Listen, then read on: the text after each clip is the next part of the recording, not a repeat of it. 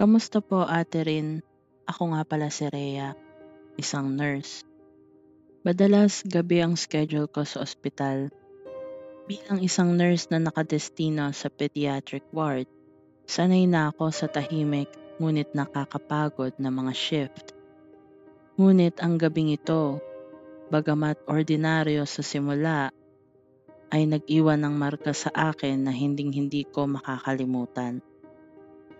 Isa sa mga pasyente ko ay isang batang lalaki na may lagnat at matamlay na kalagayan.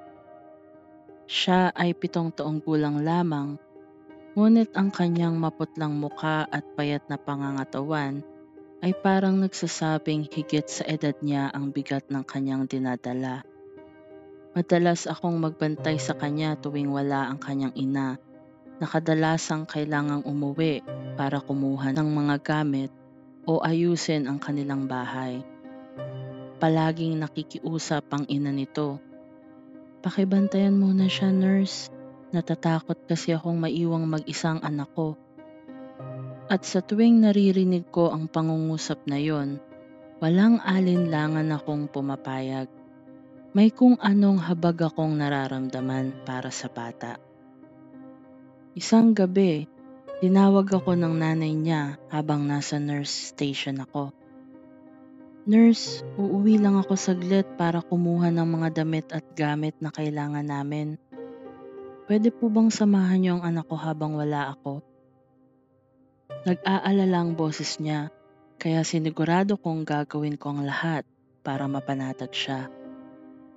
"Walang problema po, ma'am," sagot ko. Pagpasok ko sa kwarto ng bata, tahimik ang paligid. Tanging ang tunog ng makina na sumusukat sa tibok ng puso niya at ang mahina niyang paghinga ang maririnig. Nakahiga siya sa kama, namumula ang pisngi dahil sa lagnat, at ang kanyang mga mata ay tila walang sigla. Habang inaayos ko ang kwarto, biglang nagsalita ang bata. Mahina, ngunit malinaw ang kanyang sinabi. "Ate, sino po yun?" Napatigil ako at tumingin sa kanya. Nakatingin siya sa direksyon ng upuan na nasa gilid ng pintuan. Sinundan ko ang kanyang tingin, ngunit wala naman akong nakita. "Sinong tinutukoy mo, anak?"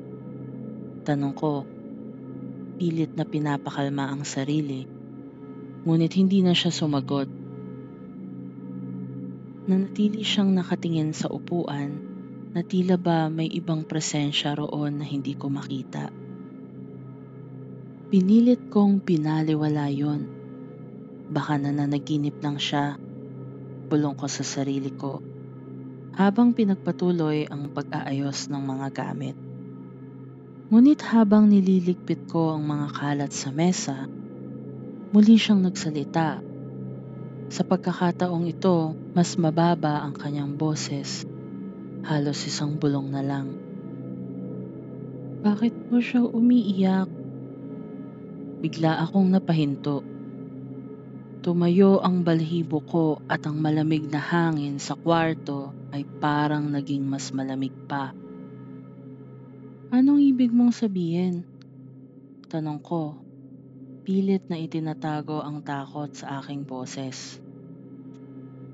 "Yung babae po, ate, umiiyak siya," sagot niya, sabay turo muli sa upuan. Pero sa pagkakataong ito, mas malinaw na ang kanyang ekspresyon. May halong awa at takot. Sinubukan kong umupo sa tabi niya at hinawakan ko ang kanyang kamay. "Wala namang umiiyak. Siguro pagod ka lang. Kailangan mo magpahinga," sabi ko. Ngunit sa loob-loob ko, may kung anong mabigat na pakiramdam na bumalot sa akin.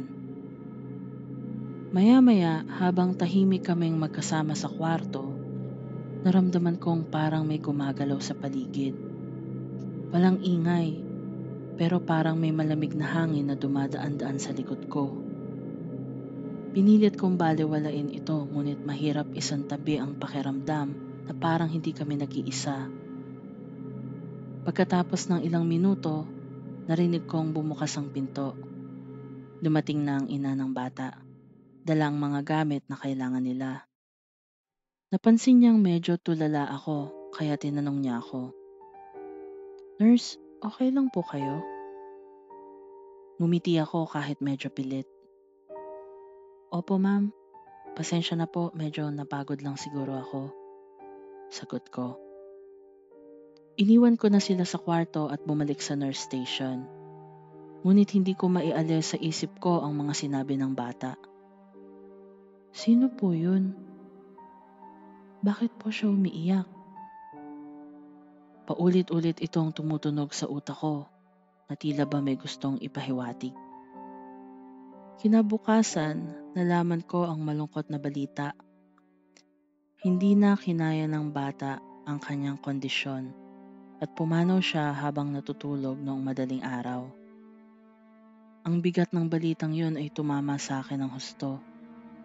Napaisip ako kung may kinalaman kaya ang mga narinig niya sa nangyari. Pagkalipas ng ilang araw, tila bumalik na sa normal ang takbo ng buhay sa ospital. Ngunit tuwing dumadaan ako sa kwartong yon, hindi ko maiwasang tumingin sa loob. Parang may kung anong humihila sa akin upang alalahanin ang gabing yon. Minsan, nararamdaman ko ang malamig na hangin na dumadaan sa hallway kahit wala namang nakabukas na bintana. At minsan, parang may naririnig akong mahihinang hikbi kahit wala namang tao sa paligid. Isang gabi, habang nag-iikot ako sa ward, napadaan ulit ako sa kwarto ng bata. Bukas ang pinto, ngunit walang pasyente roon. Bakante na ang kwarto. Ngunit habang nakatayo ako sa harap ng pinto, parang may narinig akong familiar na boses. "Ate, sino po yun?" Biglang bumilis ang tibok ng puso ko. Tumalikod ako at nagmamadaling bumalik sa nurse station. Di ko may paliwanag ang nararamdaman ko. Takot, lungkot, at pangamba. Hanggang ngayon, hindi ko pa rin alam kung anong presensya ang nasa kwartong yon nung gabing yon. Ngunit isang bagay ang sigurado ako. Hindi ko na to makakalimutan. Ang gabing yon ay palaging magpapaalala na may mga bagay na hindi natin maiipaliwanag, ngunit ramdam na ramdam ng ating kaluluwa.